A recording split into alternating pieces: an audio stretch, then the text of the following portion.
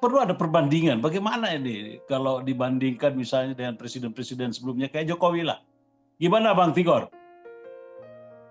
Ya, saya sebetulnya memang sudah siap-siap ya mendengarkan pidato dari Presiden Prabowo. Jadi saya dari awal mengikuti di TV, saya langsung kepikiran, mudah-mudahan ini antitesa dari Jokowi, seperti yang kita harapkan. Karena kalau ini keberlanjutan dari Jokowi, itu mimpi buruk untuk Indonesia. Saya lihatin dari fisiknya, udah kelihatan bahwa Jokowi pakai warna hitam, dia pakai warna putih. Ya. Jokowi pakai mobil Biru. Mercedes, dia pakai mobil Maung Garuda buatan Pindad. Nah, jadi tadi waktu Bang Yasin ngomong pidatonya Produksi dalam negeri. produksi dalam negeri. Nah, itu jadi saya sebetulnya kan udah baca juga dia punya buku Paradoks Indonesia ya. Jadi masih sejalan menurut saya ya. Apa yang dipidatokan tadi itu masih sejalan dengan Paradoks Indonesia. Tapi memang dia karena dia adab menghormati presiden sebelumnya. Tapi kalau isinya sebetulnya itu sudah kelihatan bahwa ada tanda-tanda dan secara simbolik kelihatan bahwa Prabowo ada antitesis dari Jokowi. Dan menurut saya ini melegakan. Walaupun baru istilahnya sekilas pandang ya, kita kan nggak tahu karena bayangkan kita ini kan dibohongin 10 tahun kan gitu kan. Jadi kita juga harus kasih Jangan returns. sampai ini bohong Jadi juga. jangan sampai dibohongin lagi. Jadi nanti jangan sampai kita kayak macam keledai jatuh ke lubang yang sama 2 kali gitu kan. Tapi so far dari segi pidato sangat heroik ya, sangat heroik dan itu sudah menunjukkan anti juga karena dia misalnya mengutip pernyataan yang sangat menyentuh bahwa kemerdekaan ini didanai oleh rakyat. Pada saat itu belum ada APBN. Wah, tersentuh itu dengan itu. Jadi dia ingin mengapresiasi rakyat itu kan sudah jarang kita mendengar pidato yang heroik seperti ini. Begitu Bang Yasin. Oh, ya memang ini luar biasa menurut saya. Dia berani memasukkan unsur-unsur nilai yang sangat tinggi di dalam pidatonya dan itu akan menjadi tagihan, Bang. Jadi tagihan dari rakyat nantinya, misalnya bicara mengenai swasembada. Apa yang akan dilakukan oleh Pak Prabowo berkaitan dengan swasembada? Kalau seperti yang lalu, maka yang terjadi sebenarnya pengerdilan petani dan peningkatan jumlah impor, terutama dalam soal beras, kedelai, bawang putih, dan termasuk peternakan, hewan, perikanan. Itu kita mengalami. Kita tidak sadar bahwa sebenarnya selama ini kita juga ngimpor ikan loh. Samping ekspor ikan, sebaliknya ikan-ikan yang kita konsumsi, terutama daerah Kalimantan, Sumatera itu banyak yang disupport oleh ikan-ikan yang diimpor dari negara-negara tetangga. Nah, apa yang sungguh-sungguh sedang terjadi? Misalnya begini, pola pertanian kita itu hampir disebut alergi terhadap teknologi pertanian. Coba bayangkan, sebenarnya kita tidak harus memanfaatkan gunung-gunung itu untuk pertanian sayur mayur. Misalnya di daerah pegunungan itu seharusnya kan menjadi tetap rimbun, tetap menjadi hutan.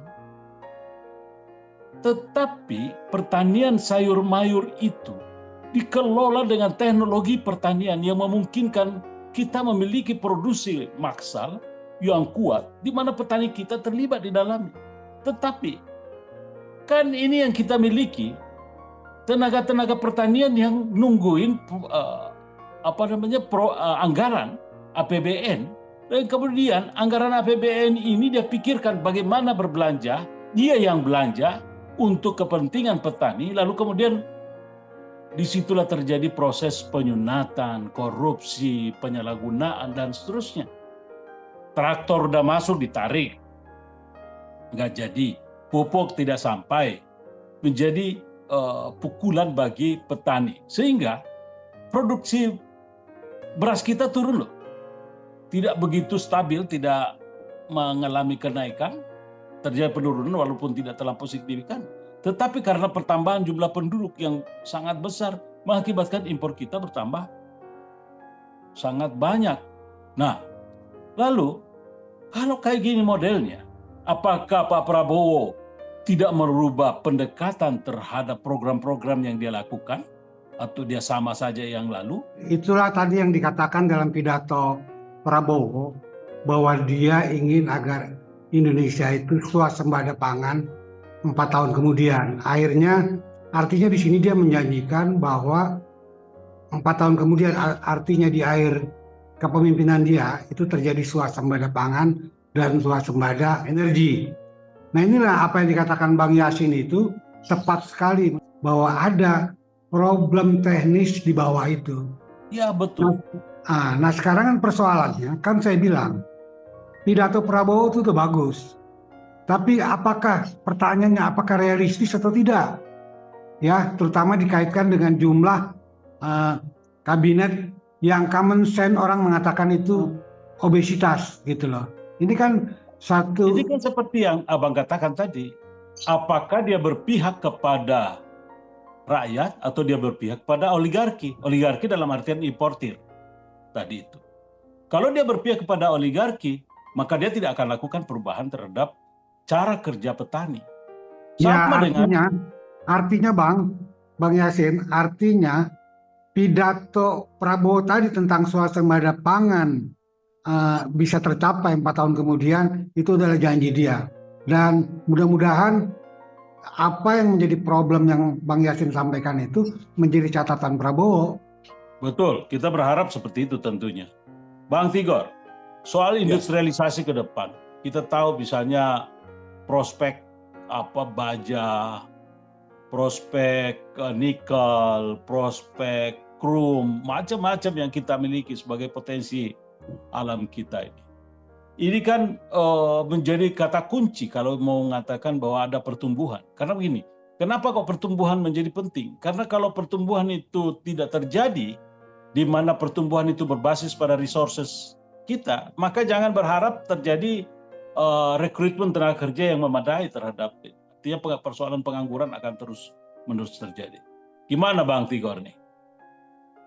Ya, jadi pidato yang sur dari Prabowo ini kan butuh uang. Jadi artinya saya pikir sebelum akhir bulan ini, langkah pertama yang harus dilakukan oleh Prabowo adalah melakukan revisi anggaran pembangunan negara. Jadi kesungguhan itu harus dibuktikan oleh Prabowo. Misalnya ya, itu kan fiskal kita itu kan sangat sempit, ruang fiskalnya sangat sempit. Maka langkah pertama yang harus dilakukan Prabowo adalah untuk mengurangi pos-pos yang tidak penting.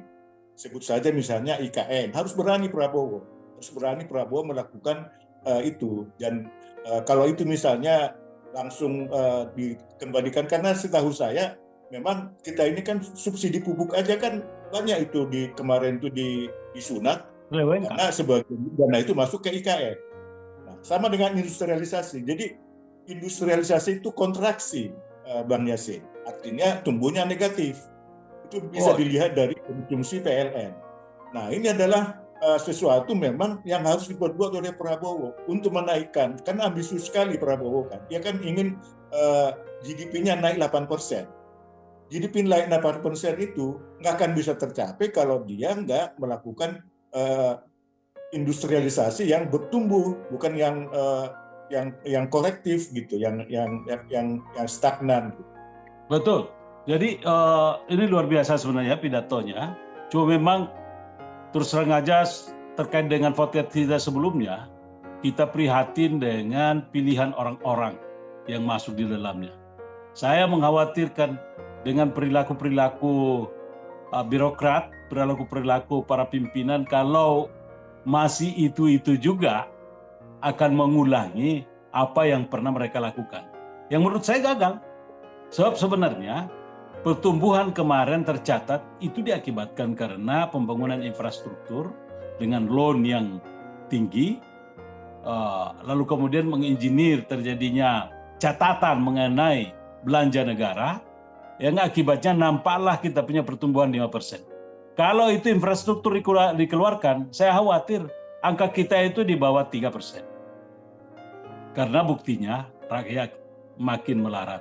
Maka Pak Prabowo ini memang perlu tampil lebih antitesis lagi.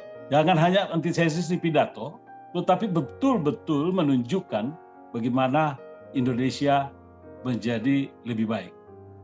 Demikian ya Bang. Betul. Terima kasih banyak. Ya, merdeka. Assalamualaikum warahmatullahi wabarakatuh. Merdeka!